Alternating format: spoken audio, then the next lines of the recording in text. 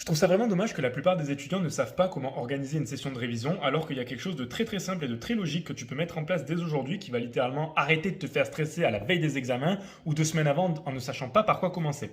Alors, je te conseille d'enregistrer cette vidéo, de prendre une feuillette et un stylo et d'écouter attentivement ce que je vais dire parce que je vais peut-être pouvoir changer ton année avec ce que je vais t'expliquer maintenant. Donc, la première des choses que tu vas faire, c'est que quand tu vas aller à la BU, tu vas commencer à t'entraîner à faire tes TD, non pas avec l'objectif de les réussir absolument coûte que coûte, mais avec l'intention de te dire, ok, le but du jeu, c'est de faire le TD, d'avoir la correction à côté s'il faut, et de mesurer en combien de temps je fais mon exercice. Un exercice, d'accord?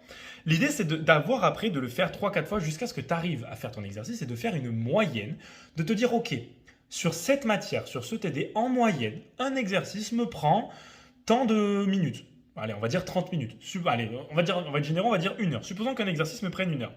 Maintenant, tu fais ça pour toutes tes matières. Quand tu arrives en période de révision, qu'est-ce qui se passe? Tu te dis que pour être prêt pour tes examens, il faut que tu aies refait au moins, on va dire, une fois les examens dans chaque matière. Mais ce que tu vas faire, c'est que comme tu sais combien de temps il faut que tu mettes pour faire tes exercices, tu as juste qu'à multiplier le temps que tu fais par exercice par le nombre d'exercices. Par exemple, tu as 10 exercices dans une matière et tu mets 1 heure par exercice. Tu sais qu'il te faut 10 heures pour faire cette matière, d'accord? Tu as 3 matières. Ça veut dire que tu as 30 heures de travail à programmer. 30 heures, c'est 3 semaines de 10 heures ou 2 semaines de 15 heures de révision. Donc tu sais que par rapport à ton partiel, tu sais quand est-ce qu'il faut que tu commences à réviser. Pas parce que tu as deviné par l'opération du Saint-Esprit ou quoi, parce que tu as mesuré ta capacité à résoudre un exercice et que tu l'as mis en application dans une planification qui est logique. Donc arrête de vouloir mettre des plannings qui ne servent à rien. Commence par mesurer ce que tu es vraiment capable de faire.